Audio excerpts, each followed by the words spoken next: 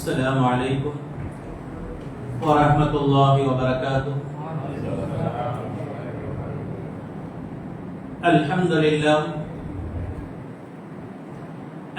لله وكفى والصلاة والسلام على من اصطفى وعلى آله الشرفاء وأصحابه النجبا خصوصا على الخلفاء لا وسيلة إلا وأنت يا رسول الله. السلام عليك وآلك وصحبك أجمعين. أما بعد فقد قال الله تعالى في محكم تنزيل والفرقان المجيد فأعوذ بالله من الشيطان الرجيم. إن الذين كذبوا بآياتنا واستكبروا عنها لا تفتح لهم أبواب السماء ولا يدخلون الجنة حتى يلج الجمل في سم الخياط. فقال نبينا صلى الله عليه وسلم: إذا وضعت الجنازة فاحتملها الرجال على أعناقهم وإن كانت صالحة قالت قدموني قدموني، وإن كانت غير صالحة قالت لأهلها يا ويلها أين يذهبون بها؟ يسمع صوتها كل شيء إلا الإنسان ولو سمع الإنسان لصعق، أو كما قال عليه الصلاة والسلام. صدق الله العلي العظيم وصدق رسوله النبي الكريم ونحن على ذلك من الشاهدين والشاكرين والحمد لله رب العالمين. புகழ் அனைத்தும் ஏக வல்லவனாகிய அல்லாஹ் சுப்ஹானஹு வ தஆலா ஒருவனுக்கே உரித்தோங்கட்டுமாக. அல்லாஹ்வின் சாந்தியும் சமாதானமும் எம்பெருமானார் முஹம்மது ரசூலுல்லாஹி ஸல்லல்லாஹு அலைஹி வஸல்லம் அன்னவர்கள் மீதும் அன்னாரின் அடிச்சுவற்றை அப்படியே பின்பற்றி வாழ்ந்த உத்தம சத்திய சஹாபாக்கள், தாபியீன்கள், தபா தாபியீன்கள், நாதாக்கள், ஷுஹதாக்கள், அவுலியாக்கள், குதுப்மார்கள், ஷேக்மார்கள், குறிப்பாக சிறப்பான இந்த மஜ்லிஸிற்காக வேண்டி தங்களுடைய வேலைகளை எல்லாம் ஒதுக்கி வைத்துவிட்டு வருகை தந்திருக்கக்கூடிய நம் அனைவர்கள் மீதும் இன்று மட்டுமல்லாமல் என்றென்றும் நின்று நிலவட்டுமாக. அல்லாஹ்வின் ஆலயமாம் கஅபா ஷரீஃபையும் நபிகள் நாயகம் ஸல்லல்லாஹு அலைஹி வஸல்லம் அவர்களின் ரௌலாவாம் மஸ்ஜித் நபவியையும் நம்முடைய வாழ்வில் திரும்பவும் திரும்பவும் தரிசிக்கின்ற ஒரு வாய்ப்பை, பின் திறந்து வாழ்கின்ற ஒரு வாய்ப்பை உயிரினும் மேலான உயிருக்கு உயிரான கண்மணி நாயகம் ஸல்லல்லாஹு அலைஹி வஸல்லம் அவர்களை கனவிலும் நனவிலும் கண்டகலக்குகின்ற ஒப்பற்ற வாய்ப்பினை நாம் இவ்வுலகிலே ஜீவித்திருக்கும் காலகட்டத்திலே நம் அனைவர்களுக்கும் நசீபாக்குவானாக. கண்ணியத்திற்கும் பெருமதிப்பிற்கும் உரித்தான அல்லாஹ்வின் நல்லடியார்களே, இன்றைய தினத்திலே நாம் பேச இருக்கக்கூடிய தலைப்பு ஆலமுல் பர்ஸக், மன்னரை வாழ்க்கை. ஆகவே இன்றைய தினத்திலே சொல்லப்படக்கூடிய கருத்துக்கள் அனைத்தையும் ஜமாத்தார்கள் அனைவர்களும் பெண்களும் அமைதியாக சொல்லக்கூடிய கருத்துக்களை கேட்டு உள்ளத்திலே பதிய வைத்து தங்களுடைய வாழ்க்கையிலையும் நடைமுறைப்படுத்த வேண்டும். வல்லோன் அல்லாஹ் நம் அனைவர்களுக்கும் நல்லதுவே செய்தருள்வானாக. கண்ணியத்திற்குரியவர்களே, மனிதனுடைய வாழ்வென்பது பல உலகங்களோடு சம்பந்தப்பட்டிருக்கிறது. முதலாவதாக சொல்லுவார்கள் ஆலமுல் அர்வாஹ், ரூஹுகளுடைய உலகம். நாம் மனிதர்களாக படைக்கப்படுவதற்கு முன்பாக நம்முடைய உயிர்கள் எல்லாம் அல்லாஹ் தஆலா ஒரு இடத்திலே வைத்திருந்தார். அங்கே நாம் அணுக்கள் போன்று வெறும் உயிர்கள் மட்டுமே சேர்ந்திருந்தது. அதுதான் ஆலமுல் அர்வாஹ். அந்த உலகிலே நாம் பயணித்தோம். அந்த உலகிலே இருந்து அல்லாஹ் தஆலா ஆலமுல் அர்ஹாம் என்று சொல்லப்படக்கூடிய நம்முடைய தாயினுடைய கருவறையிலே அல்லாஹ் தஆலா நம்மை தங்க வைத்தார். அது இரண்டாவது உலகம். முதல் உலகம் ஆலமுல் அர்வாஹ், இரண்டாவது உலகம் ஆலமுல் அர்ஹாம். மூன்றாவதாக உலகம் தான் ஆலமுத் துன்யா, உலக வாழ்க்கை. நான்காவதாக இந்த உலக வாழ்க்கை நாம் வாழ்ந்து சென்றவுடன் நாம் செல்லக்கூடிய அந்த வாழ்க்கை இருக்கிறதே, அத்தகைய வாழ்க்கை தான் ஆலமுல் பர்ஸக், மன்னரை வாழ்க்கை. மன்னரை வாழ்க்கையை கடந்த பின்பாக ஆலமுல் ஹஷ்ர், மறுமையிலே ஒன்று சேர்க்கப்படக்கூடிய அந்த உலகம், அந்த வாழ்க்கை.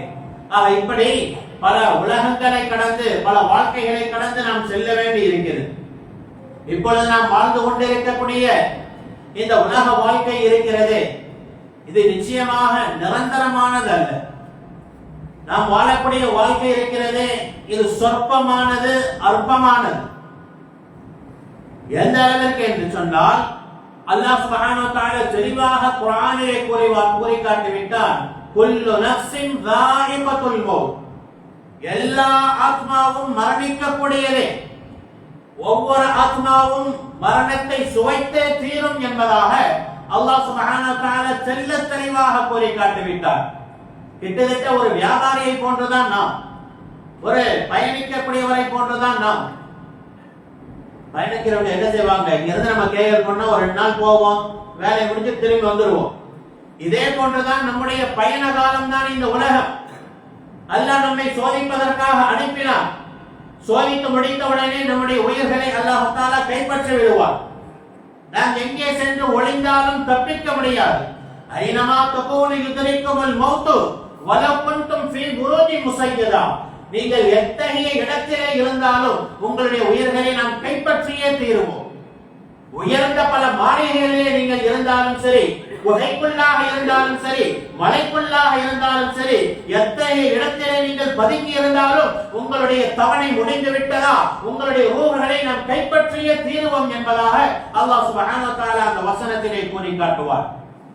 ஒரு வசனத்தில் அல்லாஹ் சொல்லுவார், குல் இன்னல் மௌத்தல்லதி தஃபிரூன மின்ஹு ஃபஇன்னஹு முலாகீக்கும், மரணத்தை பயந்து நீங்கள் ஓடுகின்றீர்கள், ஆனால் உங்களுக்கு பின்னாலே அது துரத்திக் கொண்டு வருகிறது. மரணம் என்பது நிச்சயம். நாம் 5 வயதிலும் மரணிக்கலாம், 50 வயதிலும் மரணிக்கலாம், 100 வயதிலும் மரணிக்கலாம், ஆரோக்கியமான நிலையிலே மரணிக்கலாம், அல்லது படித்த நிலையிலே மரணிக்கலாம், எந்த நிலையை வேண்டுமானாலும் இருக்கலாம். குறிப்பிட்ட தவணை வந்தால் நிச்சயமாக நாம் மரணித்து விடுவோம். நாம் மரணித்து விட்டால் அடுத்து என்ன? அடுத்து நாம் செல்லக்கூடிய அந்த வாழ்க்கை இருக்கிறதே, அதுதான் ஆலமுல் பர்ஸக் என்று சொல்லப்படக்கூடிய மன்னரை வாழ்க்கை. அந்த வாழ்க்கை எப்படிப்பட்ட வாழ்க்கை என்பதை கண்மணி நாயகம் ஸல்லல்லாஹு அலைஹி வஸல்லம் அவர்கள் நமக்கு சொல்லி காட்டியிருக்கின்றார்கள். நாம் உலக வாழ்க்கையிலே நாம் வாழக்கூடிய அந்த வாழ்க்கை வெற்றியா தோல்வியா என்று தீர்மானிக்கக்கூடிய ஒரு தலமாகத்தான் இந்த மன்னரை என்பது இருக்கிறது. உலகத்துல வாழ்ந்துட்டோம், உலகத்துல வெற்றியா நம்ம வாழ்ந்திருக்கோமா, அல்லது நம்ம வாழ்ந்தது தோல்வியாயிருச்சா, தப்பான வழியில வாழ்ந்துட்டோமா? இந்த ரிசல்ட் தெரியுது எங்க? குபுரிலேயே தெரிஞ்சிடும், மன்னரையிலேயே தெரிஞ்சிடும். மன்னரை விட்டு யாரும் தப்பிக்க முடியாது. மன்னரை வாழ்க்கை இல்லாம யாரும் பாஸ் பண்ண முடியாது. நம்ம எப்படி மரணிச்சாலும் சரி, கடல்ல விழுந்துட்டோம், மீனெல்லாம் நம்மளை பிச்சு தின்னுருச்சு, நம்ம உடம்பே மிஞ்சல, அப்பவும் மன்னரை வாழ்க்கை உண்டு. என்னது, ஏதாவது காட்டுக்குள்ள போயிட்டோம், சிங்கம் புலி என்ன செஞ்சுச்சு, நம்மளை கடிச்சு தின்னுருச்சு, உடம்பே மிஞ்சல, அப்பவும் மன்னரை வாழ்க்கை உண்டு. அல்லது நெருப்புனால நம்ம பத்திக்கிட்டோம், சாம்பலாயிட்டோம், அப்பவே என்னது, மன்னரை வாழ்க்கை உண்டு. ஆக நாம் எப்படி மரணித்தாலும், நம்முடைய உடல் எந்த நிலையிலே இருந்தாலும் மன்னரை வாழ்க்கையை நாம் சுவைத்தே தீர வேண்டும். மன்னரை வாழ்க்கை என்பதை நாயகம் ஸல்லல்லாஹு அலைஹி வஸல்லம் நமக்கு விவரித்து கூறியிருக்கின்றார்கள். ஒரு மனிதன் அந்த மரண தருவாயிலே இருந்து மன்னரை வரை எப்படி பயணிப்பான், அவனுடைய உயிர் எப்படி பயணிக்கும் என்பதை கண்மணி நாயகம் ஸல்லல்லாஹு அலைஹி வஸல்லம் தெளிவாக நமக்கு கூறி காட்டியிருக்கின்றார்கள். ஹதீஸ்களிலே வருகின்றது, ஹஜ்ரத் உஸ்மான் ரலியல்லாஹு அன்ஹு அவர்கள் சொல்லுவார்கள், ஹஜ்ரத் ஹானி ரஹ்மத்துல்லாஹி அவர்கள் சொல்கின்றார்கள், உஸ்மான் ரலியல்லாஹு அன்ஹு அவருடைய பணியார், அவருடைய வேலையார். அப்படிப்பட்ட ஹானி ரஹ்மத்துல்லாஹி அவர்கள் சொல்கின்றார்கள், கான வகஃப அலா கபரின் பகா ஹத்தா யபுல்ல லிஹியதுஹு. உஸ்மான் ரலியல்லாஹு அன்ஹு என்ன செய்வாங்களாம், அடிக்கடிக்கு கபருக்கு போவாங்களாம், ஜியாரா செய்யறது. போய் கபரை பார்த்துட்டு அழுவாங்களாம், தேம்பி தேம்பி அழுவாங்களாம். கபரை பார்த்துட்டு தேம்பி தேம்பி அழுவாங்க. எந்த அளவுக்கு, யபுல்ல லிஹியதுஹு, அவருடைய தாடி முழுவதும் நனைந்து விடும், அந்த அளவுக்கு அழுவாங்க. ஹானி ரஹ்மத்துல்லாஹி சொன்னாங்க, நான் கேட்பேன், உஸ்மான் ரலியல்லாஹு அன்ஹு, நீங்க எவ்வளவு பெரிய மனுஷர், சொர்க்கத்தை பத்தி நரகத்தை பத்தி எவ்வளவோ சொல்லப்பட்டிருக்கு, ஆனா அதையெல்லாம் நினைச்சு நீங்க அழுது நான் பார்க்கல. ஆனா இந்த மன்னரைக்கு வந்த உடனேயுமே, இந்த கபரை பார்த்த உடனேயுமே தேம்பி தேம்பி அழுவுறீங்களே, என்ன விஷயம் சொல்லி கேட்கிறாங்க. கேட்கும் பொழுது ஹஜ்ரத் உஸ்மான் ரலியல்லாஹு அன்ஹு சொன்னார்கள், قال رسول الله صلى الله عليه وسلم, எங்களுடைய தூதர் ரசூலுல்லாஹி ஸல்லல்லாஹு அலைஹி வஸல்லம் சொல்லி இருக்கின்றார்கள், அவ்வல மன்சிலின் மின் மனாசிலில் ஆகிரா, மறுமையினுடைய படித்தரங்களிலே முதல் படித்தரம், முதல் வீடு இந்த மன்னரை தான். فإن نجا منه فما بعد أيسره منه, ஒரு மனிதன் இந்த மன்னரையிலே வெற்றி பெற்று விட்டால் இதற்கு பின்பாக உள்ள எல்லா நிகழ்வுகளிலும் அவனுக்கு லேசாகிவிடும், வெற்றி அடைந்து விடுவான். மன்னரையிலே வெற்றி அடைந்து விட்டால் அதற்கு பின்னால் உள்ள எல்லா நிகழ்வுகளிலேயும் கேள்வி கணக்கில் இருந்து நன்மை தீமைகளை எடக்கூடக்கூடிய இடத்துல இருந்து சிராத்துல் முஸ்தகீம் பாலத்தை கடக்கிற வரைக்கும் எல்லாமே என்னதுங்க, லேசாயிடும். அதே சந்தர்ப்பத்தில் இல்லம் என்ஜி மின்ஹு, ஒரு மனிதன் மன்னரையிலே வெற்றி பெறவில்லை என்றால் ஃபமா பஅத அஷத்த மின்ஹு, அதற்கு பின்னால் உள்ள வாழ்க்கை மிகவும் கடினமாக மாறிவிடும். ரசூலுல்லாஹ் சொன்னாங்களா, மா ரஅய்து மன்தரன் கத்து இல்லா வல் கபரு அஃதஹு மின்ஹு, மன்னரை விட பயங்கரமான ஒரு பயங்கரம் நிறைந்த இடத்தை இதுவரை நான் பார்த்ததே இல்லை என்பதாக ரசூலுல்லாஹி ஸல்லல்லாஹு அலைஹி வஸல்லம் சொல்வதாக ஹஜ்ரத் உஸ்மான் இப்னு அஃபான் ரலியல்லாஹு அன்ஹு சொல்லி காட்டுவார்கள். மன்னரை விட பயங்கரமான ஒரு இடம் இல்லை. அந்த அளவிற்கு மன்னரை என்பது நம்முடைய வாழ்க்கையிலே மிக முக்கியமானது. ரசூலுல்லாஹி ஸல்லல்லாஹு அலைஹி வஸல்லம் சொல்லுவார்கள், ஒரு மனிதன் மரண தருவாயிலே இருந்து மன்னரை வரை அவன் எப்படி பயணிப்பான் என்பதை சொல்லி காட்டுவார்கள். ஹதீஸிலே வருகின்றது, ஹஜ்ரத் பர்ரா இப்னு ஆஸிப் ரலியல்லாஹு அன்ஹு அந்த ஹதீஸை அறிவிப்பு செய்வார்கள். புகாரி மற்றும் நசாயி, அபூ தாவூத் போன்ற ஹதீஸ் கிரந்தங்களிலே இந்த ஹதீஸ் பதிவு செய்யப்பட்டிருக்கிறது. ஒரு அன்சாரி தோழர் இறந்து விடுகின்றார். அவரை அடக்கம் செய்வதற்காக வேண்டி மக்கள் அனைவர்களும் ஒன்று கூடி இருக்கின்றார். கண்மணி நாயகம் ஸல்லல்லாஹு அலைஹி வஸல்லம் அவர்களும் இருக்கின்றார்கள். கபரை சீர்படுத்தக்கூடிய பணி நடைபெற்றுக் கொண்டிருக்கிறது. கபரை அது சரியான முறையில ஊழியெல்லாம் கரெக்டா இருக்கான்னு சொல்லி சரி பார்த்துட்டு இருக்காங்க. எல்லாரும் உட்கார்ந்து இருக்காங்க, தலையை தொங்க போட்டு ரசூலுல்லாஹ் உட்கார்ந்து இருக்காங்க. ரசூலுல்லாஹ் ஏதோ ஒண்ணு சிந்திச்சுக்கிட்டு கையில ஒரு சின்ன குச்சியை வச்சுட்டு கோடு போட்டுக்கிட்டே இருக்கிறாங்க பூமி. பர்ரா இப்னு ஆஸிப் ரலியல்லாஹு அன்ஹு சொல்றாங்க, ரசூலுல்லாஹ் ஒரு சின்ன குச்சியை வச்சு கீழே கோடு போட்டுக்கிட்டே இருக்காங்க, எதை யோசிச்சுக்கிட்டே இருக்காங்க. கொஞ்ச நேரம் கழிஞ்சிச்சு, திடீர்னு தலையை தூக்குனாங்க ரசூலுல்லாஹ். தலையை தூக்குன உடனே சொன்னாங்க, அஊது பில்லாஹி மின் அஸாபில் கப்ரி, கபருடைய வேதனை விட்டும் நான் பாதுகாவல் தேடுகிறேன், நீங்களும் பாதுகாவல் தேடிக் கொள்ளுங்கள் என்பதாக கண்மணி நாயகம் ஸல்லல்லாஹு அலைஹி வஸல்லம் அவர்கள் அந்த நேரத்திலே கூறி காட்டுகின்றார்கள். தோழர்கள் எல்லாம் உடம்பு நடுங்கியவர்களாக அமர்ந்து விடுகின்றார்கள். ரசூலுல்லாஹி ஸல்லல்லாஹு அலைஹி வஸல்லம் 3 முறை இந்த செய்தியை கூறிய உடனே தொடர்ந்து சொன்னார்கள், தோழர்களே, மன்னரை நீங்கள் அஞ்சிக் கொள்ளுங்கள், மன்னரை வாழ்க்கையை நீங்கள் அஞ்சிக் கொள்ளுங்கள். ஒரு மனிதன் சாலிஹான மனிதனாக இருக்கின்றானா, அவருடைய மரண நேரம் எப்படி இருக்கும் தெரியுமா? ரசூலுல்லாஹி ஸல்லல்லாஹு அலைஹி வஸல்லம் தொடர்ந்து அந்த ஹதீஸிலே சொல்கின்றார்கள், சாலிஹான மனிதனாக இருக்கும் பொழுது, அவன் மரண தருவாயிலே இருக்கும் பொழுது சில மலக்குமார்கள் வருகை தருவார்கள். அந்த இறக்கக்கூடிய அந்த மனிதன், அந்த மரண தருவாயிலே இருக்கக்கூடிய அந்த மனிதன் அந்த மலக்குகளை நேரடியாக காண்பான்.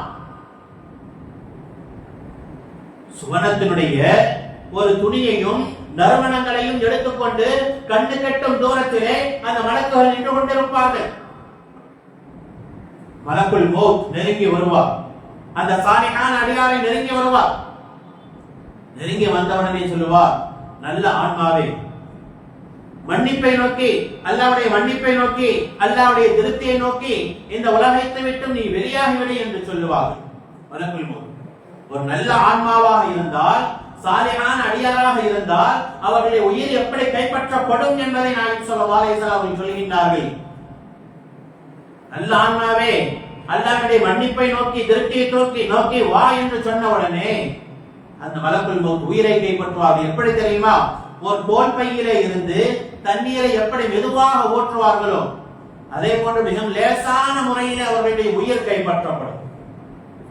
நல்லடியாருடைய உயிர் மிகவும் லேசான முறையிலே கைப்பற்றப்படும். கைப்பற்றிய உடனே அந்த கைப்பற்றப்பட்ட அந்த உயிரை சுவனத்திலே இருந்து கொண்டு வந்தார்கள் அல்லவா ஒரு துணி, அந்த துணியிலே வைத்து நறுமணங்களோடு அப்படியே வானத்தின் பக்கம் கொண்டு செல்வார்கள். அந்த மலக்குகள் அந்த உயிரை வானத்தின் பக்கம் கொண்டு செல்வார்கள். முதல் வானத்தை நெருங்கும் பொழுது அங்கே இருக்கக்கூடிய மலக்குமார்கள் எல்லாம் கேட்பார்களாம், ஆஹா என்ன ஒரு நறுமணம், இந்த சாலிஹான அடியாராக இருக்கின்றாரே யார் இவர்? உடனே மலக்கு சொல்வார்களாம், கொண்டு சென்ற மலக்குகள், இவர் இன்னாருடைய மகன் இன்னார், இன்னாருடைய மகன் இன்னார் இவர் என்று சொன்ன உடனே மலக்குமார்கள் சந்தோஷப்படுவார்கள். முதல் வானத்தினுடைய கதவை திறக்க சொல்லப்படும், திறப்பார்கள். அடுத்து இரண்டாவது வானம், மூன்றாவது வானம், நான்காவது வானம் என்று 7 வானங்களையும் கடந்து அந்த ரூஹை கொண்டு செல்லப்படும். சாலிஹான அடியாராக இருந்தால் அந்த ரூஹ் என்னங்க 7 வானத்தை தாண்டி கொண்டு செல்வாங்க மலக்குகள். இறுதியாக அல்லாஹ் சொல்லுவானாம் அந்த மலக்கை பார்த்து, மலக்குகளே, இந்த சாலிஹான் என்னுடைய அடியாரை இல்லையின் என்ற நல்லடியார்களுடைய பட்டியலிலே இவரை பதிவிட்டு விடுங்க. இல்லையின் என்று சொல்லப்படக்கூடிய நல்லடியார்களை பதிவு செய்யக்கூடிய அந்த இடத்திலே என்னுடைய இந்த அடியாரை பதிவு செய்துவிட்டு அவரை உலகத்திலே விட்டு விடுங்கள் என்பதாக சொல்லப்படும்.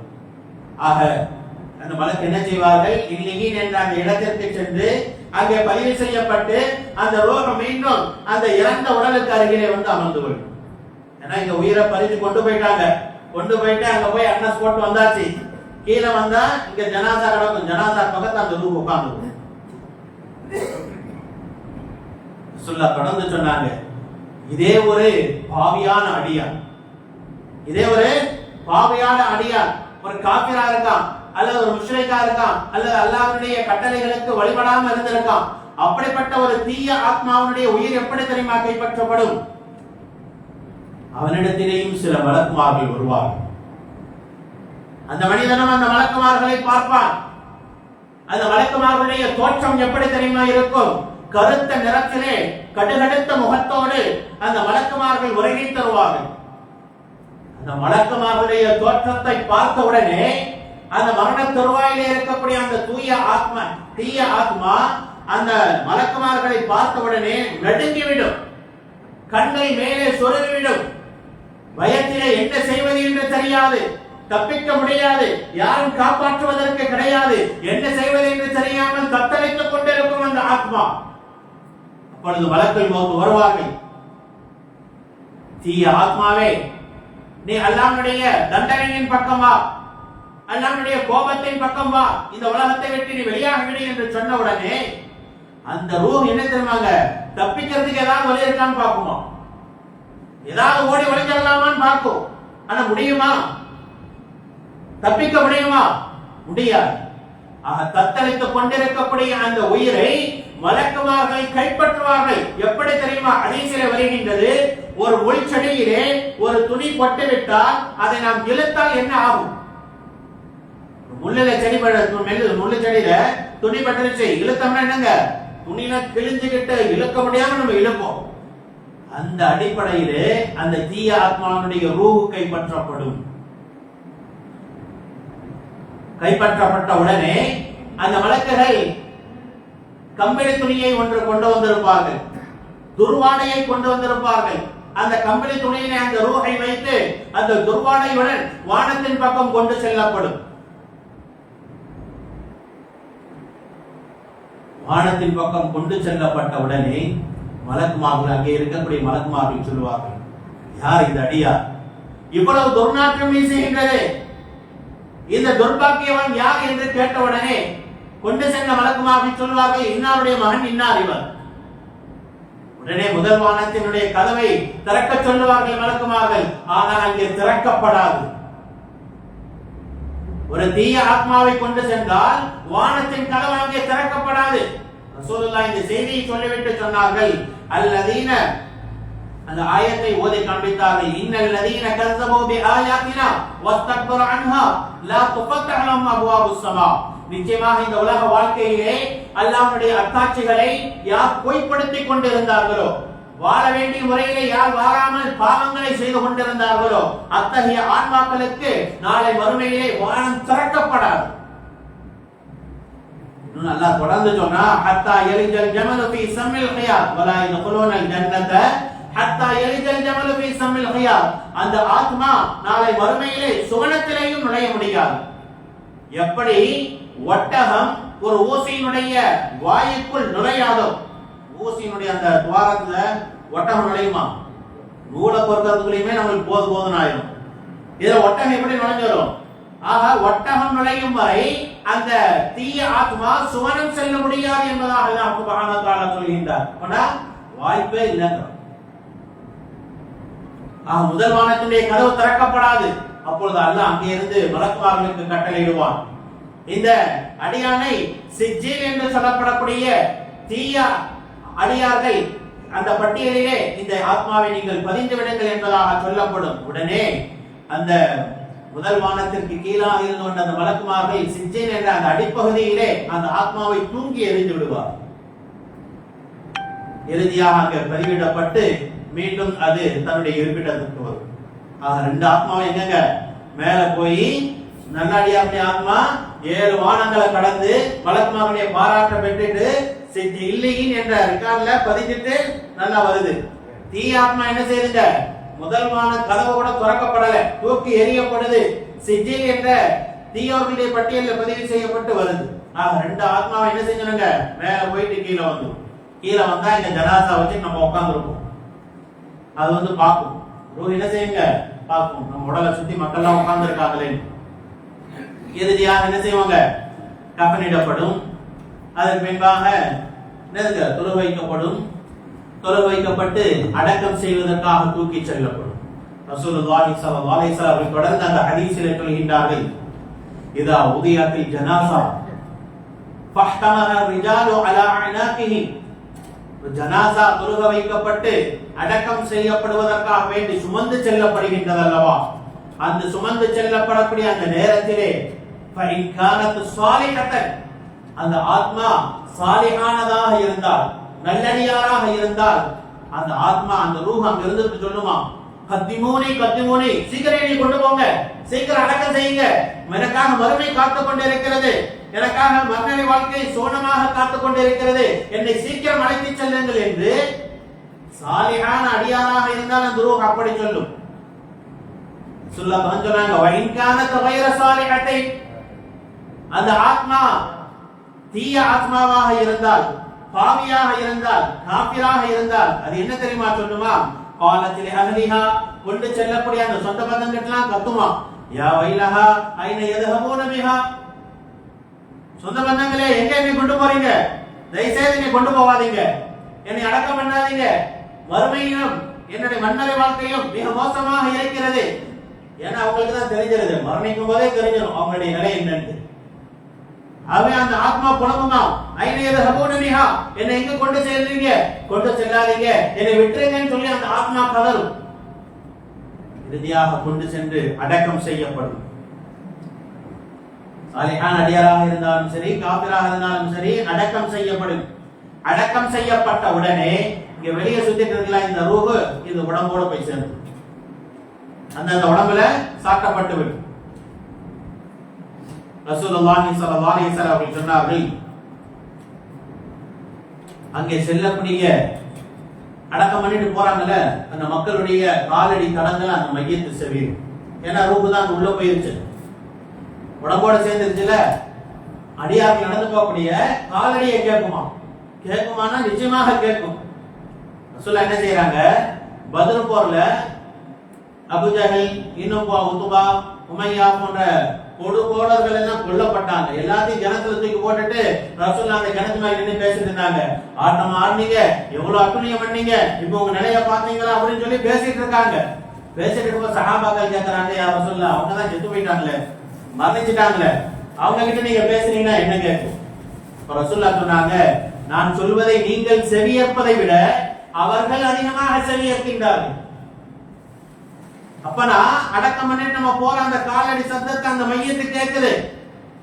அடக்கம் பண்ணி முடிச்சிட்டு நம்ம போனதோட 2 மலக்குமார்கள் வந்துடுறாங்க. யார் வருவாங்க? முன்கர் நக்கீர் ரெண்டு மலக்குமார்கள் வந்துருவாங்க. வந்து என்ன கேள்வி கேட்பாங்க?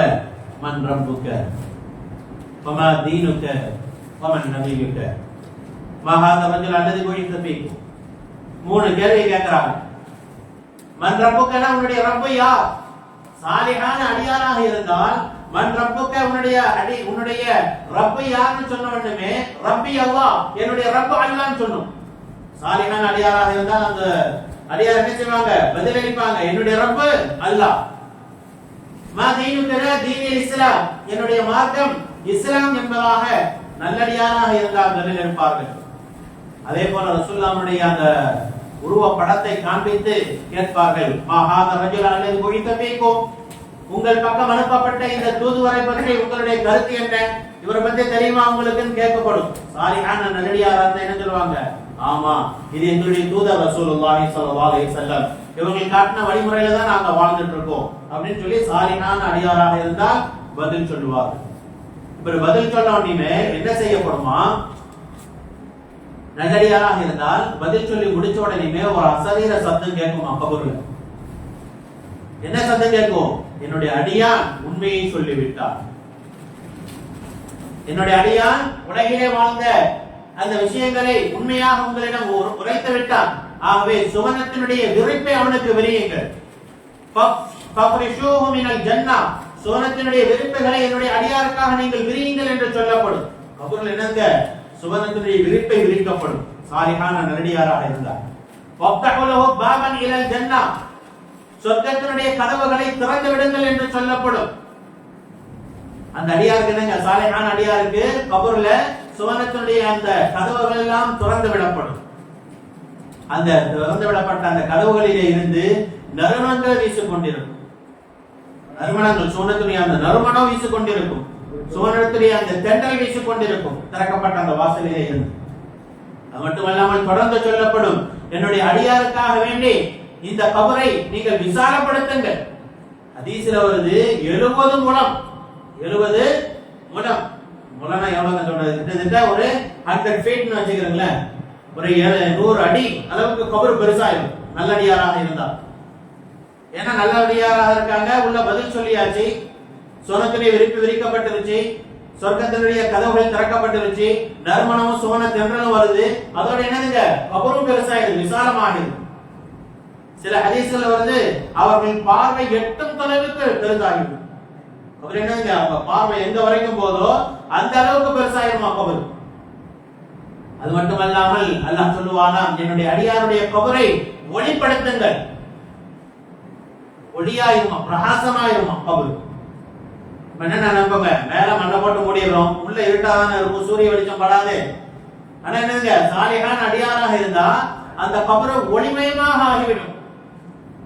ஹதீஸ்ல வருது எந்த அளவுக்குன்னா, ஒரு பௌர்ணமி அன்று சந்திரன் எந்த அளவிற்கு பிரகாசமாக இருக்கும். பௌர்ணமி அன்னைக்கு, நிரப்பர அன்னைக்கு அந்த சந்திரன் இருப்பதிலேயே மிகவும் பிரகாசமாக தான் ஜொலிக்கும். சந்திரனுக்கு நம்மளுக்கு எவ்வளவு டிஸ்டன்ஸ்? பல லட்சம் கிலோமீட்டர் இருக்கு. ஆனா அவ்வளவு தூரத்துல இருந்தாலும் இந்த உலகம் என்னதுங்க? வெளிச்சமாயிருக்கும் அந்த வெளிச்சத்துக்கு. அப்படிப்பட்ட அந்த சந்திரன் ஒரு வீட்டிற்குள்ளாக வந்தால் எந்த அளவுக்கு பிரகாசம் இருக்கும், அந்த அளவுக்கு அந்த கபரை அல்லாஹ் ஒளிப்படுத்தி விடுவான். இருக்கும்போது ஒரு அழகிய தோற்றத்தோடு ஒரு மனிதர் வருவார். அந்த கபருல அழகிய தோற்றத்தோடு ஒரு மனிதர் வரார். அந்த நல்லடியாரை பார்த்துட்டு, இன்னும் அழகிய தோற்றமாக ஒரு மனிதர் வராரு, நறுமணம் வீசும் அவர் மேல.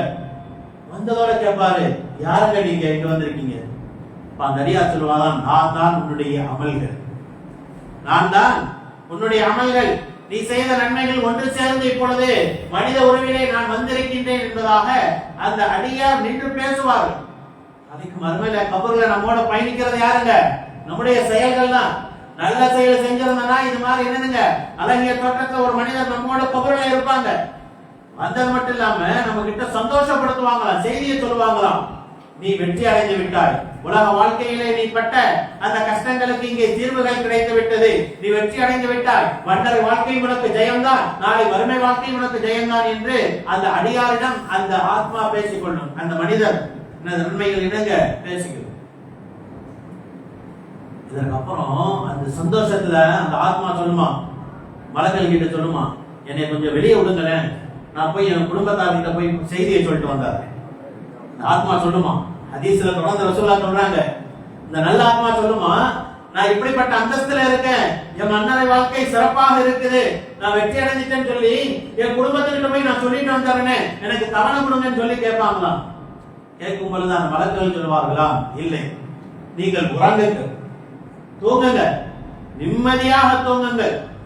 எது வரைக்கும், எப்பொழுது கியாமத் நாள் இரண்டாவது சூர் ஊதப்படுமோ அதுவரை நீங்கள் உறங்கிக் கொண்டே இருங்கள். ஒரு புது மாப்பிள்ளை எப்படி அசதியாக உறங்குவாரோ, புது மாப்பிள்ளைக்கு எந்த தொந்தரவும் இருக்காது, நிம்மதியா படுத்து தூங்குவார், ஏன்னா மனசுக்குள்ள சந்தோஷம்.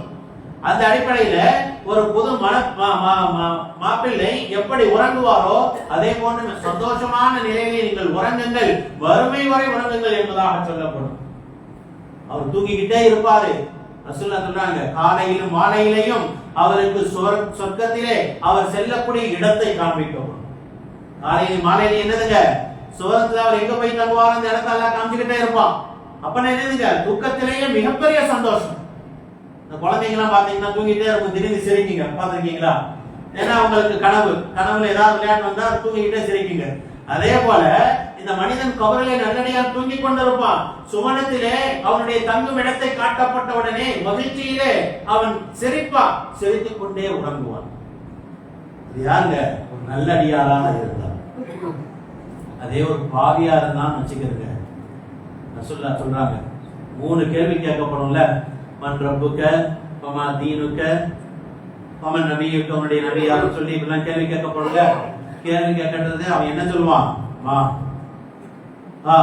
எனக்கு தெரியாதே, கை சேதமே, இது யாருன்னு எனக்கு தெரியலையே, நான் இங்க வந்து மாட்டிக்கிட்டேனே சொல்லி அவன் புலம்புவான், பதில் சொல்ல தெரியாது.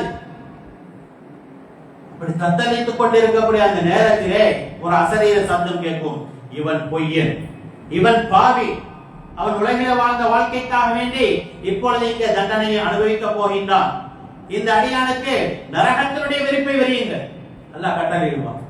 சாலிஹான அடியாரா இருந்தா சொர்க்கத்தினுடைய விரிப்பு விரிக்கப்படும், அதே பாவியா இருந்தா நரகத்தினுடைய விரிப்பை நீங்கள் விரியுங்கள், நரகத்தினுடைய கதவுகளை திறந்து விடுங்கள். அப்புறம் என்னங்க, நரகத்தினுடைய கதவுகளை எல்லாம் திறந்து விட்டுருவான். நரகத்தினுடைய கதவு திறக்கப்பட்டால் எப்படி இருக்கும்? அந்த ஜுவாலைகள் வெப்பங்களால் அந்த மனிதன் துடிதுடித்துக் கொண்டிருப்பான். நரகத்திலிருந்து துர்நாடை வீசிக்கொண்டே இருக்கும். கடுமையான உஷ்ணத்திலே அவன் சிரமப்பட்டுக் கொண்டிருக்கக்கூடிய அந்த நேரத்தில் அல்லாஹ் கட்டளையிடுவான், கபர் அப்படியே நெருக்க ஆரம்பித்து விடும். தடியானை, பாவியை கபர் நெருக்கும். எந்த அளவிற்கு நெருக்கும் என்றால், ஒருவருடைய விழாவை மற்றொரு விழா இப்படி இணைத்துக் கொள்வதை போன்று நன்றாக இணைத்து விடும். விழாவுடைய முதுகின் பக்கம் சென்று விடும். அந்த அளவிற்கு கபர் அவரை நெருக்கும். நல்லடியாராக இருந்தா 70 முழம் விசாலமாகுது, பார்வையட்டும் தூர அளவு விசாலமாகுது. பாவியா இருந்தா பாருங்க, கபர் நெருக்கு. அது மட்டுமல்லாமல் என்னதுங்க, இவனுடைய கபரை இருளடைய செய்யுங்க, இருட்டா போயிடும். கரண்ட் இல்லாம நம்மளால இருக்க முடியுமாங்க? ஒரு இருட்டான ஒரு ரூம்ல நம்ம போய் கூட்டினா என்ன ஆகுங்க? 5 நிமிஷம் இருப்போமா, 10 நிமிஷம் இருப்போமா, இல்ல 1 மணி நேரம் இருப்போமா? அதுக்கப்புறம் நம்மளால இருக்க முடியாது. ஏன்னா அது ஒரு வேதனை, எதுவுமே தெரியாது, இருட்டா இருக்கு, கருப்பா இருக்கு, எப்படி நம்ம இருக்க முடியும்? ஆக உலகத்தினுடைய இருட்டை எப்படி இருக்கு, கபரினுடைய அந்த இருள் என்பது மிக மோசமானது. ஆக அந்த அடியாருடைய கபர் முழுவதும் இருள் சூழ்ந்துவிடும். அப்படிப்பட்ட அந்த நேரத்திலே கருத்த முகத்திலே, கடுகடுத்த முகத்தோடு ஒரு மனிதர் வருவார். மிகவும் துர்நாடை வீசும் அவரிடம் வந்து பக்கத்துல உட்கார்ந்துக்கிறாரு. இனிமே அந்த பாவியான அடியான் கேட்பான், யார்ப்பா நீனு, இருக்கிற வேதனை பத்தாது நீ வேற வந்து உட்கார்ந்து இருக்க.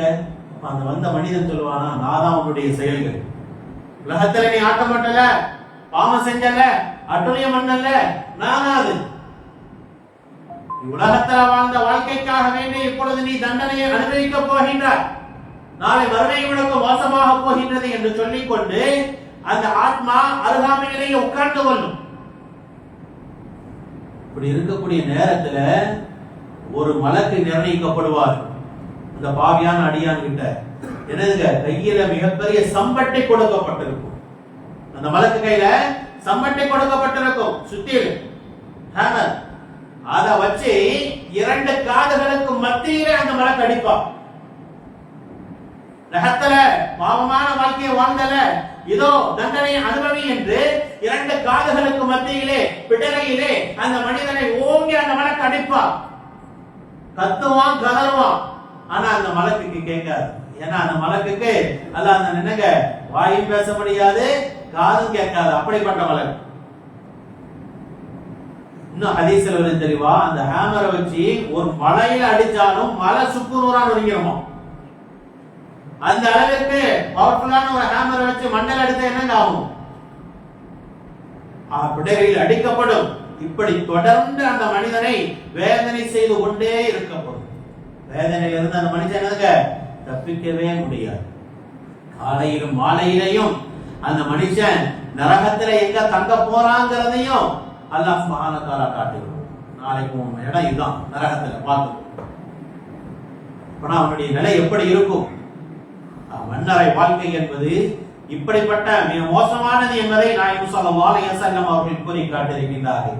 உலக வாழ்க்கையிலே நல்லடியார்களாக நாம் வாழ்ந்தோமையானால், சாலிஹீன்களாக நாம் வாழ்ந்தோமையானால், அல்லாஹ்வுடைய கட்டளைகளுக்கு கட்டுப்பட்டவர்களாக நாம் வாழ்ந்தோமையானால், நிச்சயமாக நாளை மன்னரை வாழ்க்கையிலே எந்த ஒரு வேதனையும் இன்றி சுகபோகமாக புது மாப்பிள்ளை உறங்குவதை போன்று நாம் உறங்கலாம்.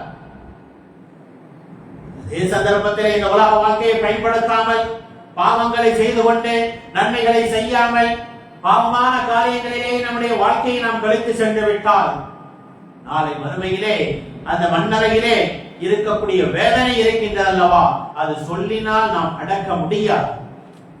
நபி நாயகம் ஸல்லல்லாஹு அலைஹி வஸல்லம் சொன்னார்கள் அல்லவா, மா ரஅய்து மன்தரன் கத்து இல்லா வல் கப்ரு அஃதஹு மின்ஹு. மன்னரை விட பயங்கரமான ஒரு பயங்கரம் நிறைந்த ஒரு இடத்தை நான் பார்த்ததே இல்லை என்று சொன்னார்கள். அந்த அளவுக்கு பயங்கரம் நிறைந்த ஒரு இடம்தான் மன்னரை என்பது. அதனால்தான் ரசூல் என்ன செய்வாங்க, சஹாபாக்கள் அப்பப்போ எச்சரிச்சுக்கிட்டே இருப்பாங்க. ஒரு முறை என்ன செய்யறாங்க, ரசூல்லா பள்ளிவாசலுக்கு வராங்க, மஸ்ஜித் நபவிக்கு வந்துட்டு இருக்கும் போது சஹாபாக்கள்லாம் அங்க சிரிச்சுக்கிட்டு இருக்காங்க. நல்லா என்ன செய்யறாங்க, சிரிச்சுட்டு இருக்காங்க. இந்த ஹதீஸ அதற்கு அபூ ஸஈத் அல்-குத்ரி ரலியல்லாஹு அன்ஹு அவங்க அறிவிக்கிறாங்க.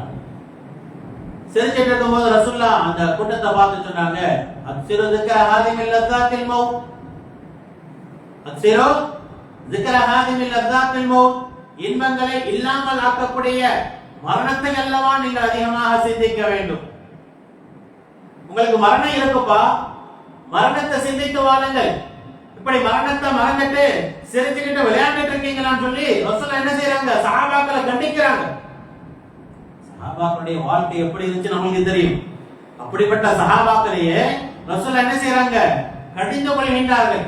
மரணத்தை நீங்க நினைச்சு பார்க்க வேண்டாமா, மரணத்தை விட்டு நீங்க தப்பிக்க முடியுமா, மரணத்தை நினைத்து பாருங்கள்.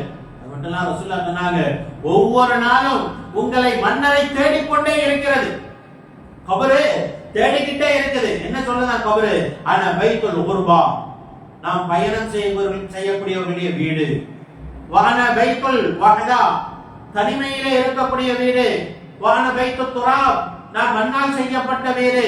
வான தௌரி, புழு பூச்சிகள் நிறைந்த ஒரு வீடாக நான் இருக்கிறேன் என்பதாக ஒவ்வொரு நாளும் அந்த கபரு சொல்லிக்கொண்டே இருக்கிறதா. சாலிஹான அடியார் மரணித்த கபருக்கு போனா அந்த கபர் அவரை வரவேற்குமா, வைக்கம் பண்ணுமா, வாங்க உங்க வரவ நல்வரவாகட்டும். என் முதுகு மேல எத்தனையோ பேர் நடந்து போனாங்க, அப்படி நடந்து போனதுல நீங்க என்னுடைய அன்புக்கு உரியவர். ஏன்னா சாலிஹான அடியாராக நீங்க இந்த உலகத்துல வாழ்ந்திருக்கீங்க. நீங்க எப்ப வருவீங்க நான் எதிர்பார்த்துட்டு இருந்தேன். இப்ப என்கிட்ட வந்துட்டீங்க. இப்ப பாருங்க நான் உங்ககிட்ட எப்படி பரிவுடன் நடந்து கொள்கிறேன், உங்களுக்கு நான் எப்படிதான் நான் உங்களுக்கு வசதி வாய்ப்பை ஏற்படுத்தி கொடுக்கிறேன்னு பாருங்கன்னு சொல்லிட்டு அந்த கபர் என்னதுங்க, முன்னால் சொன்ன போல விசாலமாகிவிடும், ஒளிமயமாகிவிடும், சொர்க்க பூஞ்சோலையாக மாறிவிடும். இதே ஒரு பாவியான அடியான் இறந்து போனா அதே கபர் சொல்லுமா, வாங்க வாங்க உங்க வரவு நல்வரவாகட்டும். என் மேல எத்தனையோ பேர் நடந்து போனாங்க, ஆனா உன்னைய மாதிரி ஒரே அலிச்சாட்டியம் பண்ணணும்னு நான் பார்த்ததில்ல. எப்பதான் நீ என்கிட்ட வருவேன் நான் எதிர்பார்த்துட்டு இருந்தேன், வந்துட்டல. இப்ப பார் நான் எவ்வளவு உனக்கு துன்பங்களை நான் கொடுக்கின்றேன் என்பதாக அந்த கபர் சொல்லுவான். சொல்லிவிட்டு நெருக்க ஆரம்பித்து விடும், நரகத்தினுடைய அந்த ஜுவாலைகளை கட்ட ஆரம்பித்து விடும். அது பத்தாவது ஒரு 70 பாம்புகளை அந்த கபரிலே சாட்டப்படும். 70 பாம்புகளை அந்த கபர்ல சாட்டப்படும். அந்த 70 பாம்புகளும் கியாமத் நாள் வரை அந்த தீய ஆத்மாவை, அந்த பாவியை கொத்திக்கொண்டே இருக்கும். பாம்பினுடைய தன்மையை பத்தி சொல்றாங்க. எப்படிப்பட்ட பாம்பு தெரியுமா? அதனுடைய அந்த மூச்சு காற்று இந்த உலகத்துல பார்த்துச்சுன்னா பூமியில இருக்கக்கூடிய அந்த முளைப்பிக்கக்கூடிய அந்த தன்மையே இல்லாம போயிடும். பூமியில பொதுவாக ஒரு தன்மை இருக்கு, என்ன விதைய வச்சாலும் என்ன செஞ்சிருங்க, முளைச்சிட்டு வந்துடும். அந்த முளைப்பிக்கக்கூடிய அந்த தன்மையே இல்லாமல் போய்விடும். என்னதுங்க, அந்த பாம்போட அந்த காத்துப்பட்டுச்சுன்னா, மூச்சை காத்துப்பட்டுச்சுன்னா, அப்படிப்பட்ட அந்த பாம்புகள் 70 பாம்புகள் அந்த கபரிலே போடப்படும். மன்னரை வாழ்க்கை என்பது மிக மிக மோசமானது. இதனால்தான் சஹாபாக்கள் என்னதுங்க அச்சப்பட்டாங்க. நம்முடைய வாழ்க்கை என்ன ஆகுமோ, மன்னரை வாழ்க்கை என்ன ஆகுமோ, மறுமை வாழ்க்கை என்ன ஆகுமோன்னு ஒவ்வொருத்தவங்களும் என்னதுங்க யோசிச்சுட்டே இருந்தாங்க. ஹதீஸ்ல வருது, அப்துல்லா பின் அப்பாஸ் ரலியல்லாஹு அன்ஹு அறிவிக்கிறாங்க. யாருங்க? உமர் ரலியல்லாஹு அன்ஹு சக்கராத்துல இருக்காங்க, மௌத் நேரத்துல இருக்காங்க. யாரு? உமர் ரலியல்லாஹு அன்ஹு மௌத் நேரத்துல இருக்காங்க, அழுகுறாங்க. அப்ப அப்துல்லா பின் அப்பாஸ் ரலியல்லாஹு அன்ஹு போய் கேக்குறாங்க, அமீருல் முஃமினீனே, நீங்க ஏன் அழுகுறீங்க? ரசூலுல்லாஹ் நீங்க சுவனத்திற்குரியவர் என்பதாக சொல்லிவிட்டார்கள் அல்லவா, சுவனத்தை கொண்டு சோபனம் செல்லப்பட்டவர்கள் அல்லவா, நீங்கள் ஏன் அழுகின்றீர்கள்? ரசூலுல்லாஹ்வுடைய நெருங்கிய தோழராக இருந்தீர்கள் அல்லவா, ரசூலுல்லாஹி ஸல்லல்லாஹு அலைஹி வஸல்லம் அவர்களுடன் நெருக்கமாக இருந்தீர்கள் அல்லவா, நீங்க ஏன் அழுகின்றீர்கள்? இஸ்லாத்தினுடைய இரண்டாவது கலீஃபாவாக இருக்கின்றீர்களே, நீங்கள் ஏன் அழுகின்றீர்கள்?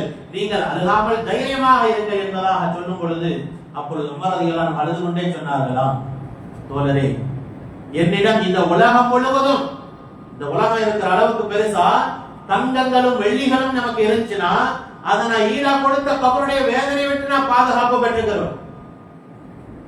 என் வாழ்க்கை என்ன ஆகுமோ தெரியலையே, கபரில் நான் தண்டிக்கப்பட்டுருவோம்னு அச்சமா இருக்குன்னு சொன்னாங்க. கபரில் தண்டிக்கப்பட்டு விடுவோமோ என்று நான் அச்சப்படுகின்றேன். ஆகவே உலகம் முழுவதும் எனக்கு தங்கங்களும் வெள்ளிகளும் இருந்தாலும் அதை ஈடாக கொடுத்து அந்த வேதனையிலிருந்து நான் தப்பித்து விடுவேனே என்பதாக யாருங்க சொல்றாங்க? உமர் ரலியல்லாஹு அன்ஹு. அவங்களே அந்த அளவுக்கு பயந்துருக்காங்கன்னா நம்ம எப்படிங்க பயப்படணும்? திடீர்னு மன்னிச்சிட்டோம்னா என்ன ஆகுங்க? வேணா நன்மைகளா செஞ்சு கூச்சி வச்சிருக்கோம் எல்லாரும் தான், நானும் தான், நான் என்னை முதற்கொண்டு நான் சொல்றேன். அப்படியாப்பட்ட வாழ்க்கைய உன்னதமான வாழ்க்கையா வாழ்ந்துட்டு இருக்கோம். சஹாபாக்கள் வாழ்ந்த மாதிரி, ரசூலுல்லாஹ் வாழ்ந்த மாதிரி நன்மைகளா செஞ்சு நம்ம சலிச்சிட்டோமா என்ன? அப்படியாப்பட்ட நேரத்துல திடீர்னு நம்ம மரணிச்சுட்டா நம்முடைய நிலை என்ன? கபரில் நம்ம என்ன செய்யப்படுவோம்? அந்த பயம் கொஞ்சம் கூட நம்மளுக்கு இல்லாம நம்ம என்னதுங்க வாழ்ந்துட்டு இருக்கோம். கேட்டா நம்ம ஒண்ணு சொல்லிடுவோம், அதெல்லாம் பாத்துக்கலாம் உஸ்தாத், மரணிக்கும் போது பாத்துக்கலாம், அல்ல லேசாயிக்கமா. நான் ஏற்கனவே சொல்லுவேன், அல்லாஹ் தஆலா எந்த அளவிற்கு அர்ஹமுர் ராஹிமீன், நான் கிருபையாளன் கிருபையாளன் கிருபையாளன் குர்ஆன்ல சொன்னாலும் அதே குர்ஆன்ல அல்லாஹ் இன்னொரு வார்த்தையும் சொல்றான், இன்ன பத்ஷ ரப்பிக லஷதீத், என்னுடைய பிடி கடுமையானது. நான் பிடிக்க ஆரம்பிச்சிட்டேன்னா நீ தப்பிக்க முடியாதுன்னு அல்லாஹ் சொல்றான். அப்புறம் நம்முடைய மன்னரை வாழ்க்கை எப்படி இருக்கும்னு சொல்லி நம்ம நினைச்சு பார்க்க வேண்டாமா? ஸஅத் இப்னு முஆத் ரலியல்லாஹு அன்ஹு அவர்கள் அனைவர்களுக்கும் தெரிந்தது.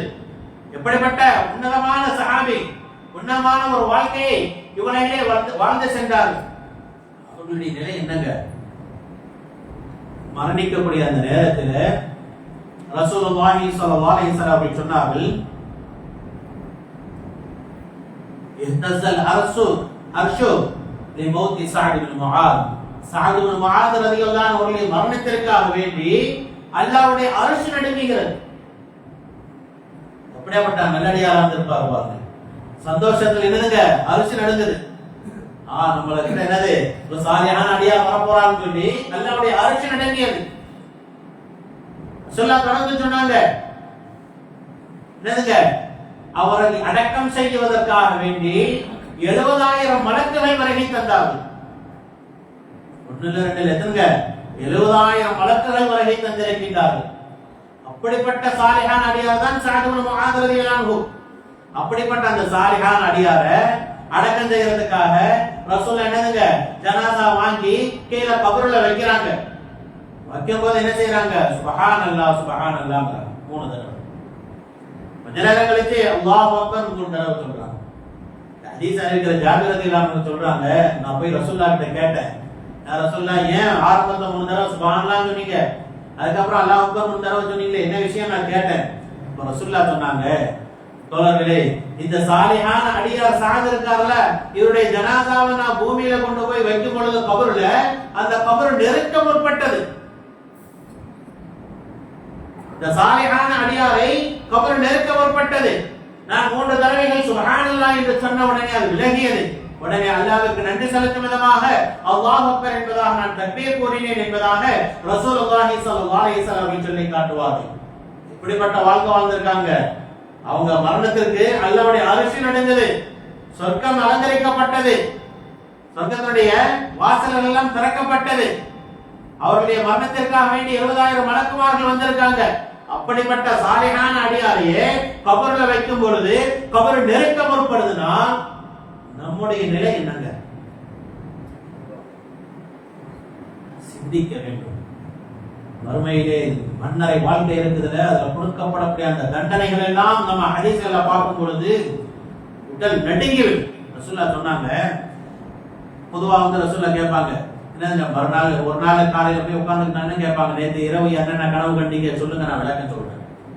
சஹாபாக்கள்லாம் சொல்லுவாங்க, விளக்கம் சொல்லுவாங்க. அப்படி ஒரு நாள் ரசூலுல்லாஹ் சொல்றாங்க, நான் நேற்று ஒரு கனவு கண்டேன், அதை பத்தி நான் உங்களுக்கு சொல்றேன்னு சொல்லிட்டு சொல்றாங்க. என்னை 2 மலக்குமார்கள் அழைத்து சென்றார்கள் ஒரு இடத்தில். அந்த இடத்திற்கு அழைத்து சென்றார்கள். அங்கே ஒரு மனிதரை மல்லாக்க படுக்க வைக்கப்பட்டிருந்தது. படுக்க வைக்கப்பட்ட அந்த மனிதனுடைய தலையிலே உருண்டையான ஒரு பாறையை தூக்கி போடப்பட்டது. போட்ட உடனே தலை சுக்குநூறாக நொறுங்கியது. பாறையும் ஓடி போயிருச்சு. அந்த தூக்கி போட்ட அந்த மனுஷன் அந்த பாறையை போய் எடுத்துட்டு வரதுக்குள்ள திரும்பி தலை இருந்தது, சரியாகி விட்டது. மீண்டும் அந்த தரையிலே மீண்டும் போட்டா, மீண்டும் தலை சுக்குநூறாக நொறுங்கியது, மீண்டும் பாறை ஓடியது. ஆக இதே போன்ற அவர் பாறையை எடுத்து எடுத்து போட தலை நொறுங்கிக் கொண்டே இருக்கிறது. இப்படிப்பட்ட வேதனை செய்யப்படக்கூடிய ஒரு மனிதரை நான் பார்த்தேன். இன்னொரு மனிதரை பார்த்தேன். எப்படின்னா, இரும்பிலான கொக்கிகள் ஒருவரிடம் கொடுக்கப்பட்டிருக்கிறது.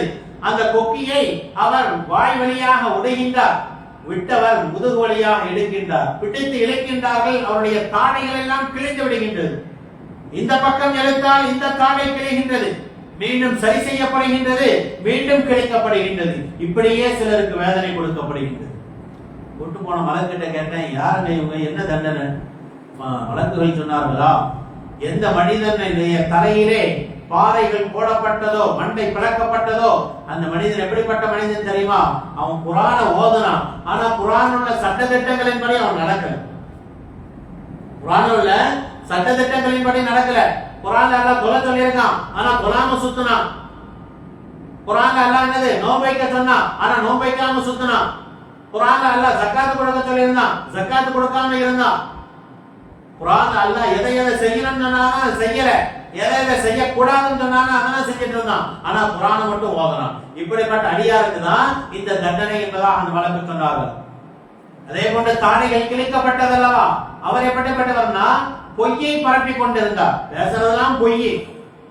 இப்படிப்பட்ட அந்த மனிதருக்கு கபரிலே கொடுக்கப்படக்கூடிய தண்டனை இது என்பதாக மலக்குகள் சொன்னார்கள். இந்த தண்டனை எப்ப இருக்கீங்க? கியாமத் நாள் வரைக்கும் இந்த தண்டனை தொடர்ந்து கொண்டே இருக்கும் என்பதா. மன்னரை வாழ்க்கை என்பது மிக மிக மோசமானது.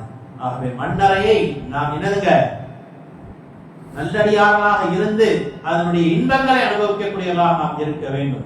மாறாக பாவியான அடியார்களாக மாறி அதனுடைய தண்டனையை அனுபவிக்கக்கூடிய நிலையை விட்டும் அல்லாஹ் சுப்ஹானஹு வ தஆலா நம்மளையும் நம்முடைய சந்ததிகளையும் அல்லாஹ் சுப்ஹானஹு வ தஆலா பாதுகாக்க வேண்டும். ஒருமுறை ஆயிஷா ரலியல்லாஹு அன்ஹா அவங்க சொல்றாங்க, ஒரு யூத பெண்மணி வராங்க, வந்து என்னதுங்க கபருடைய வேதனை எல்லாம் பத்தி பேசுறாங்க.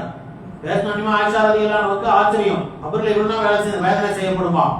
ரசூலுல்லாஹ் வந்ததோட கேட்கறாங்க, யா ரசூலுல்லாஹ் இது மாதிரி கேள்விப்பட்டனே, வேதனை செய்யப்படுமா கபர்ல? அப்ப ரசூலுல்லாஹ் சொன்னாங்க, ஆம், கபருடைய வேதனை என்பது உண்மை. கபருடைய வேதனை என்பது உண்மை. நீங்கள் அந்த வேதனை விட்டும் பாதுகாவல் தேடிக் கொள்ளுங்கள் என்பதாக சொன்னது மட்டுமல்லாமல் அன்றைய தினத்திலே இருந்து ஒவ்வொரு நேர பர்த தொழுகையிலேயும் ரசூலுல்லாஹி ஸல்லல்லாஹு அலைஹி வஸல்லம் தொழுது முடித்ததோடு அல்லாஹும்ம இன்னி அஊது பிக்க மின் அஸாபில் கப்ரி, யா அல்லாஹ் இந்த கபருடைய வேதனை விட்டும் என்னை பாதுகாப்பாயாக என்று துஆ ஓதாமல் இருந்தது. யாருங்க துவா ஓதுறாங்க? சொர்க்கத்தினுடைய தலைவர். அவங்களுடைய மர்ம வாழ்க்கை எவ்வளவு சிறப்பா இருக்கும். அப்படிப்பட்ட ரசூல்லா யா அல்லாஹ் கபருடைய வேதனை விட்டு நீ பாதுகாக்கணும் துவா செய்றாங்க. செஞ்சது மட்டுமல்லாமல் நம்மிடமும் சொல்கின்றார்கள் நீங்களும் செய்யுங்கள் என்பதாக. ஆகவே மன்னரை வாழ்க்கையை வெற்றியானதாக நாம் மாற்ற வேண்டும். ஆகவே உலக வாழ்க்கையை சரியான முறைகளை நாம் பயன்படுத்திக் கொள்ள வேண்டும். நம்மளால் இயன்ற அளவு நாம் அமல்களை செய்ய வேண்டும். கடமையான தொழுகைகளையோ நோன்புகளையோ விட்டுவிடவே நாம் கூடாது. இன்ஷா அல்லாஹ் கடமையான கடமைகளை அனைத்தையும் நாம் நிறைவேற்றிவிட்டு உபரியான வணக்க வழிபாடுகளையும் நம்மால் இயன்ற அளவு நாம் செய்வோமேயானால் நிச்சயமாக நம்முடைய கபறுகளும் சாலிஹீன்களுடைய கபறுகள் எப்படி இன்பமயமாக இருக்குமோ அது போன்று மாறிவிடும். அல்லாஹ் சுப்ஹானஹு வ தஆலா இந்த கபருடைய வேதனைகளை விட்டும் நம்மையும் நம்முடைய சந்ததிகளையும் பாதுகாத்து அருள்வானாக. நாளை மறுமையினுடைய திடுக்கங்களை விட்டும் அல்லாஹ் தஆலா பாதுகாத்து நரக நெருப்பை விட்டும் பாதுகாத்து உயர்ந்த சொர்க்கமாகிய ஜன்னத்துல் ஃபிர்தௌஸ் என்னும் சொர்க்கத்திலே நம் அனைவர்களுக்கும் இடமளிப்பானாக. வாஹிரு தஅவானா அனில் ஹம்துலில்லாஹி ரப்பில் ஆலமீன். இன்ஷா அல்லாஹ் வரக்கூடிய 20ஆம் தேதி ஹரி இஸ்னைன் அன்னைக்கு நம்ம மஸ்ஜிதில மஜ்லிஸ் ஸலவாத் நடைபெறுது. ஸலவாத் மஜ்லிஸ் இன்ஷா அல்லாஹ் ஜமாத்தார்கள் அனைவர்களும் அந்த மஜ்லிஸிலே கலந்து கொண்டு நற்பயன் அடையுமாறு அன்புடன் கேட்டுக்கொள்கிறோம். الفاتحة. أعوذ بالله من الشيطان الرجيم. بسم الله الرحمن الرحيم. الحمد لله رب العالمين الرحمن الرحيم مالك يوم الدين. إياك نعبد وإياك نستعين. اهدنا الصراط المستقيم صراط الذين أنعمت عليهم غير المغضوب عليهم ولا الضالين. بسم الله الرحمن الرحيم. الحمد لله رب العالمين. اللهم صل على سيدنا محمد وعلى ال سيدنا محمد وبارك وسلم عليه. ربنا اغفر لنا ذنوبنا وخطايانا كلها يا رب العالمين. لا اله الا الله الحليم الكريم. سبحان الله رب العرش العظيم. اسالك اللهم موجبات رحمتك. يا الله எங்களுடைய பாவங்களை மன்னித்தருள்வாயாக. யா அல்லாஹ் எங்களுடைய பெற்றோர்மார்கள் உஸ்தாத்மார்கள் உற்றார்கள் உறவினர்கள் அனைவருடைய பாவங்களையும் நீ மன்னித்தருள்வாயாக. யா அல்லாஹ் இந்த உலகத்தில் உள்ள முஃமினான முஸ்லிமான ஆண்கள் பெண்கள் அனைவருடைய பாவங்களையும் நீ மன்னித்தருள்வாயாக. யா அல்லாஹ் இந்த உலக வாழ்க்கையிலே கண்மணி நாயகம் ஸல்லல்லாஹு அலைஹி வஸல்லம் அவர்களுக்கு வகுத்து கொடுத்த சுன்னத்தான வழிமுறையின்படி நாங்கள் வாழக்கூடிய பாக்கியத்தை எங்கள் அனைவர்களுக்கும் நீ தந்தருள்வாயாக. யா அல்லாஹ் உன்னுடைய கட்டளைகளுக்கு கட்டுப்பட்டு நடக்கக்கூடிய அடியார்களாக உன்னுடைய விளக்கல்களுக்கு விலகி இருக்கக்கூடிய அடியார்களாக யா அல்லாஹ் எங்கள் அனைவர்களையும் நீ ஆக்கி அருள்வாயாக. யா அல்லாஹ் நம்மை வறுமையினுடைய எல்லா விதமான நிலவுகளையும் எங்கள் அனைவர்களுக்கும் நீ தந்தருள்வாயாக. யா அல்லாஹ் குறிப்பாக இந்த மஜ்லிஸிலே நாங்கள் யாரெல்லாம் ஒன்று கூடி இருக்கின்றோமோ யா அல்லாஹ் எங்கள் அனைவருடைய ஹலாலான ஹாஜத்துகள் நாட்டங்கள் அனைத்தையும் நீ நிறைவேற்றி தந்தருள்வாயாக.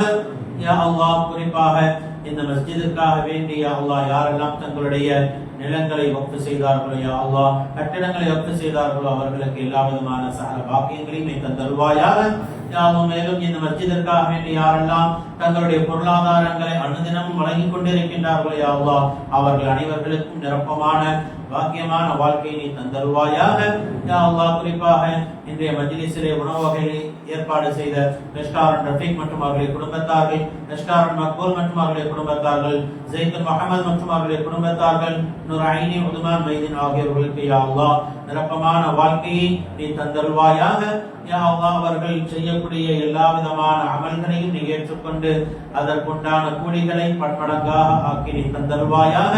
யா அல்லாஹ் உலக முஸ்லிம்கள் அனைவர்களுக்கும் நிம்மதியான வாழ்க்கையை வெற்றியான வாழ்க்கையை நீ ஏற்படுத்தி தந்தருள்வாயாக. யா அல்லாஹ் ஓதப்பட்ட சூரா ஃபாத்திஹாவுடைய நன்மைகளை யா அல்லாஹ் இன்றைய தினத்திலே மரணித்துவிட்ட மைமூன் பின்த் எஸ்கே சையத் அவர்களுக்கு யா அல்லாஹ் நாங்கள் எத்தி வைக்கின்றோம். இதனுடைய முழுமையான நன்மைகளை நீ அவர்களுக்கு தந்தருள்வாயாக. யா அல்லாஹ் அவர்களுடைய மறுமை வாழ்க்கையை மன்னரை வாழ்க்கையை வெற்றியானதாக நீ ஆக்கி அருள்வாயாக. யா அல்லாஹ் எங்கள் அனைவருடைய மன்னரை வாழ்க்கை மறுமை வாழ்க்கையும் வெற்றியானதாக நீ ஆக்கி அருள்வாயாக. யா அல்லாஹ் நாங்கள் செய்யக்கூடிய துஆக்களை நீ கபூல் செய்வாயாக. ரப்பனா ஆதினா ஃபித் துன்யா ஹஸனா وفي الآخرة حسنة وقنا عذاب النار. صل على النبي سيدنا محمد وآله وصحبه أجمعين والحمد لله رب العالمين. صلى الله على محمد صلى الله عليه